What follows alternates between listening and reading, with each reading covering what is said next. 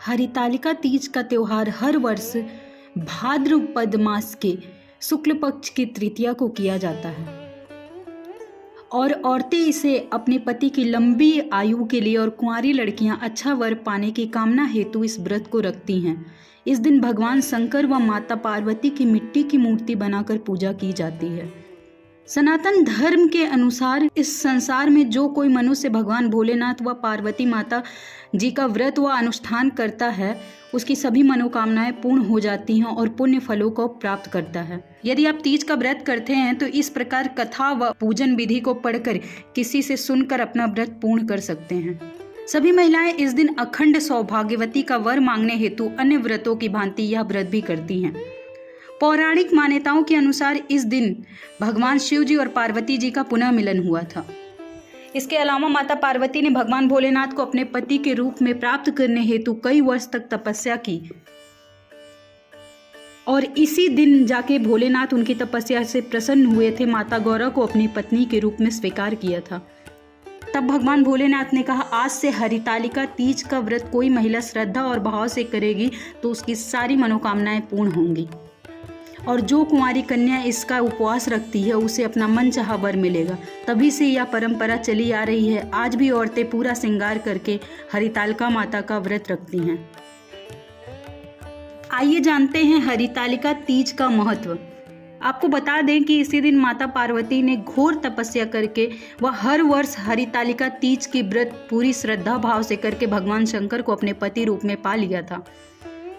जब माता पार्वती भगवान शिव को पाने के लिए कठिन तपस्या कर रही थी तो उनकी सहेलियों ने उनका हरण कर लिया था।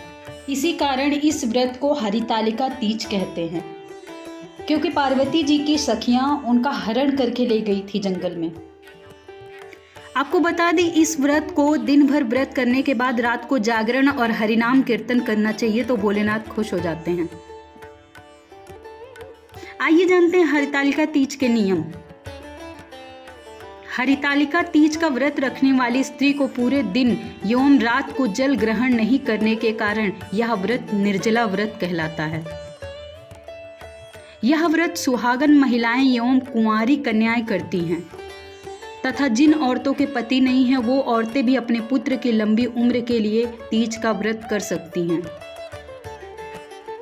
जब कोई औरत एक बार इस व्रत को करना प्रारंभ कर देती है तो उसे यह व्रत हर वर्ष करना ही होता है। इस व्रत पर पूजा करने के बाद रात्रि के समय सभी औरतों के द्वारा जागरण किया जाता है। अगले दिन प्रातःकाल जल्दी उठकर स्नान आदि से मुक्त होकर मंदिर सीधा जाकर किसी गरीब और ब्राह्मण को दान करें तथा उसके बाद स्वयं भोजन करें। इस व्रत को करने से सौभाग्य बढ़ता है, पति की आयु बढ़ती है, घर में सुख समृद्धि आती है और खुशहाली बनी रहती है। इस व्रत को बड़े ही श्रद्धा भाव, नियम और विधि से ही करना चाहिए।